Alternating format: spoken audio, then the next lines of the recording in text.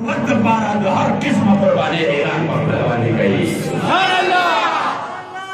مالا تصور دا یو ظلم دے یو زیادے دے چنین سر شروع دے دا تحریک اللہ جل جلالہ کامیاب کو دا آقای کریم مبارک دا ختم نبوت بدل میدان باندے اللہ جل جلالہ مسلمانان فتح ورکلا اور دا دیر اللوی خبر دا 7 ستمبر اسم 7 ستمبر راشی نہ سرکاری طور باندے مناوشی نہ دا خلق دا خبر راشی کہ 7 ستمبر باندے سشوی دی افسوس خبر ادا کہ بڑے بڑے خبریں مناویگی بڑے بڑے خبریں مناویگی اور دمرا عظیم خبریں دمرا عظیم واقعات کہ مکہ واقعات کو بھی زمستر کی حضور جناب کی اچھتے شوی دی اگر اس کو پاتے کی گی دا دیر افسوس خبر ادا ذکر اللہ محمد رحمت اللہ تعالیٰ علیہ وسلم اشارہ کردہ بہتر ہے ان مملوک کی نظر سے پوشیدہ رہے باز کے احوال و مقامات دے خلق ندا خبریں پٹے و ساتھا جدہ شاہین پرواز سنگو دین دا خبریں پٹے و ساتھا جدہ شاہین آغا دا حملے انداز سنگا دے حملہ سنگا کئی بیتا ملالو خایا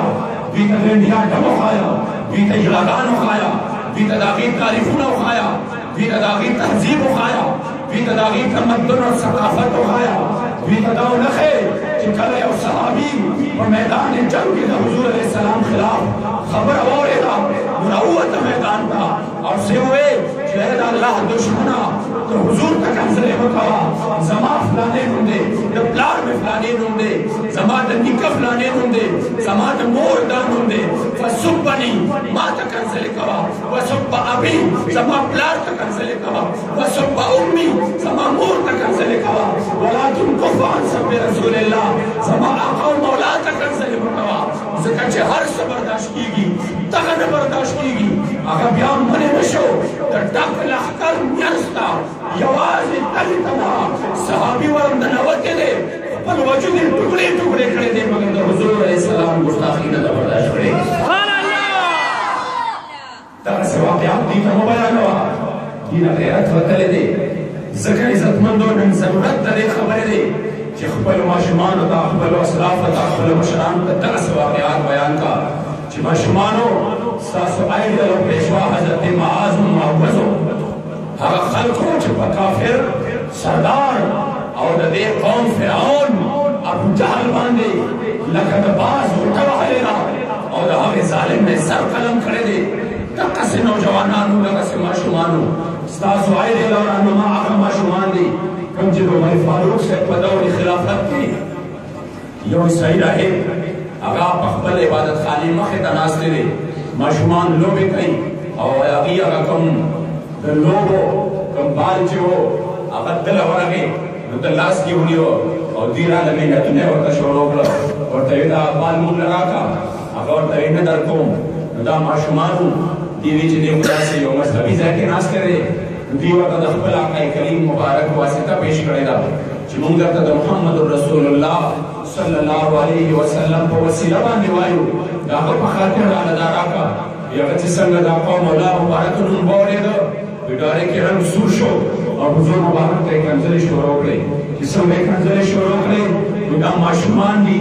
وارد دی مگر جسم کے وورے دا جنہیں ظالم حضور مبارک تا مستافی شروع کرا کول پیرا جمشو کمی چکی چور سر پلاس کے وے باقی باندے پیرا باندے کرن پر لکو باندے پر سکون باندے پر احکم باندے تنساو کلا چکلے مردار کو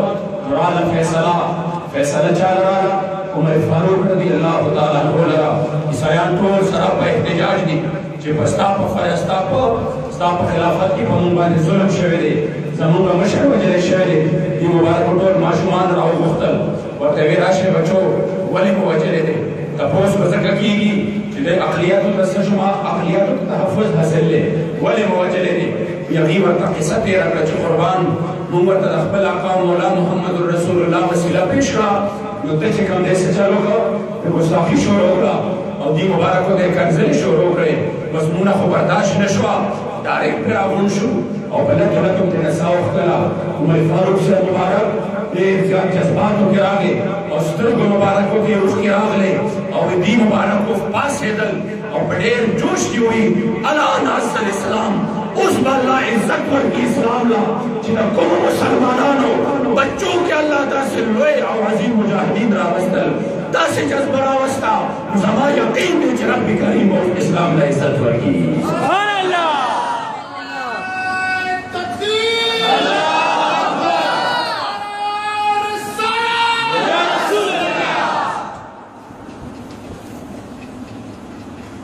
ځکه عزتمندو نن هغه ورځ راشي هغه تاریخ راشي زمونږ نه مسخه دی مونږ ته څوک مخې ته کوي نه مونږ ته څوک دا نه وایي چې غیرت هغه دی چې په آقای کریم مبارک باندې وشي پښتو هغه ده ننګ هغه دی اسلام دا دی ایمان دا دی چې په هغې کې خپل آقای کریم مبارک باندې غیرت وي او چې کله مسلمان بې غیرته شو او دې د خپل آقا مولا بې ادبي برداشت کوي گستاخی برداشت کئی امام مالک رحمہ اللہ دا عاشقان دا سردار دا تفوز کی رسوک پہ ادبیو گستاخیو کی نو مطلع سپکار دی امام مالک والے جواب ورکئی ما بقا الامت بعد شتم نبیہا آگے امت تا دا بقا سا حق حاصل لے چی دا حقیب نبی تک انزلی وشی دا جو اندیوی دا سن لگی گی بلکہ دا آغ صحابی دا آغ سعد ابن ربیب پہ آن دزان تر آیات کی چې کله د احد موقع ده او د احد په موقع کې د حضور مبارک دغه صحابي راغی بل راوي فرمایي چې زه راغلمه او په هغې خلکو کې چې هغه زخمي پراته دي په هغې کې مې خلک کتل وایي ناڅاپه مې حضرت سعد ابن ربیع مخې ته راغی چې حضرت سعد ته مې وکتل اخري سلګی دي اخري سلګی دي او په اخرو سلګو کې وجود مبارکه په زخمونو کې جوړ جوړ پروت دی او یا زخمونه پہ دا د تورې او د نیزې لګېدلې دي او اخري سلګی دي وایي ما ته یې سترګې راوچتې کړې او ما ته یې څه وویې وایي ما ته یې وویې چې زما سلام زما محبوب ته یوسه اخري سلګی دي ګیله نه کوي ګیله نه کوي چې زمونږ خدا وخت دی مونږ خداوند زمونږ ژوند ناز و نعام ختم شو زمونږ وجود لت پت شو ګیله نه کوي بلکې څه وایي زما سلام زما محبوب ته یوسه او زما د شهادت والله دا خو عجیبه نظاره ده داسې عاشقان هم په مخ د ځمکه شته چې داسې عاشقان چې په وخت د شهادت کې په زخمونو باندې جوړ جوړ وجود دی مګر څه فرمایي زما حضور ته زما سلام پیش کړه او پس د سلامه ورته زما هدیه وړاندې کړه چې یا رسول الله کمال الله زما د دې شهادت څومره اجر او ثواب راکوي یا رسول الله ټول ثواب مې تا ته هدیه ورته کړی دی زما ټول د شهادت اجر او ثواب زما محبوب ته هدیه دی زما محبوب ته تحفه دی او بیا مسلمانانو ته ووایه چې به یاد ساتئ که د حضور مبارک طرف ته سترګې اوچتې شوې او جانان مبارک ته تکلیف ورسېده ومنکم عین تضرب او تاسو کې یو سترګه هم دا وه چې په هغې کې سا وه نو ګورئ د الله په دربار کې به ستاسو عذر قبول نه شي که یو کس کې سا وه او حضور ته تکلیف ورسېده ستاسو عذر به د الله دربار کې قبول نه شي ستاسو عذر به بیا چې کوم دی قبول نه وي هر یو انسان ځان قربان کړي ځان ټوکړې ټوکړې کړي مګر د حضور علیه السلام د عزت او د ناموس حفاظت وکړي دیو جن عزتمندو مونږ او تاسو به نن د دغې عزم اعاده کوو چې مونږ به د ختم نبوت سپایان جوړېږو مونږ به د قادیاني مرتد او ملعون خلاف راوځو او د هغه خلاف په نرمې کوشش د زړونو نه وباسو د هغه د مصنوعاتو بایکاټ وکړو او هغه چې کله دا حملې کوي واپس زخمي پروت دی مګر د مال او دولت هوس دی چې لګیا دی بیا حملې شروع کړې دي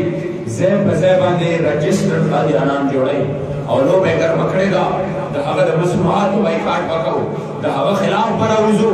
او دا مو یقین دی چې حضور علیه السلام مبارک د ناموس پۍ چې څوک جوړ شوی دی د هغې سړي په شا باندې منګل د آقای کریم مبارک بیا پرته ده او په خپلو صحابو کې حضور علیه السلام مبارک 99% داسې صحابه دي چې چاته حضور دعا کړې ده چاته حضور ښایسته کلمات ویلي دي په هغې کې 99% صحابه داسې دي چې هغې د حضور علیه السلام په عزت باندې پهره ورکړې ده نو حضور مبارک ورته بیا دعاګانې کړي او داسې کلمات یې ورته ویلي دي چې په هغې باندې د هغې بیړه پار کړې ده او د ځمکې او اسمانونو مخلوقات رش کوي په هغې کلماتو باندې نن هم عزتمندو چې کوم انسان د خپل محبوب د ناموس بری جوړ شي چې چې کوم انسان د حضور علیه السلام د ناموس پای جوړ شي الله جل جلاله ولا هغه مقام او مرتبه ورکوي. الله جل جلاله دې مونږ په دغه میدان کې د حضور د ناموس بیان جوړ کړي. زموږ عقیده ده چې حضور علیه السلام سره آخري نبی دی. څنګه چې جانان مبارک فرمایلی دي چې كنت اول النبیین فی الخلق، الله جل جلاله د ټولو انبیاء کرامو نه مخکې پیدا کړو. عبدالرحمن بابا ورته اشاره کړې ده کنه چې صورت د محمد نوې پیدا کړې وخت نه وا دا دنیا کل جهان د محمد پروي پیدا شو. محمد دې د تمام جهان آبا، محمد دې د تمام جهان آبا. او دغه پسې د ختم نبوت په باره کې چې هغې مبارکو کومه خبره کړې ده شعر مې د نبوت پوښتنې زموږ نبوت په محمد باندې تمام شو، نبوت په محمد باندې تمام شو، نشته پس له محمد انبیا. عزتمندو هغې ته آقای کریم مبارک څه کوي؟ فرمایي چې د ټولو نه اولې ما راغلی، د ټولو نه اولې ما پیدایش د ټولو نه اول شوی دی، مگر رالیږلی الله جل جلاله د ټولو آخره کې ما. او دا حدیث په نور الفاظو باندې علامه بخاري را نقل کړی چې حضور مبارک فرمایي نحن الاخرون السابقون، مونږ یو اخرني او اولني یو. اگر چې راغلی د ټولو آخره کې یو، ما نه پس بل نبي نشي راتلی، ما نه پس بل رسول نشي راتلی، رالیږلی شوی د ټولو آخره کې ما، مگر السابقون په مرتبه کې او په فضیلت کې د هر چا نه لومړی یم. ځکه زموږ عقیده ده آدم علیه السلام مخکې راغلی، نوح علیه السلام مخکې راغلی، عیسی علیه السلام مخکې راغلی، د هغې امتونه مخکې راغلي دي او موږ د ټولو آخرت کې راغلي یو. نو جانان فرمایي نحن مونږه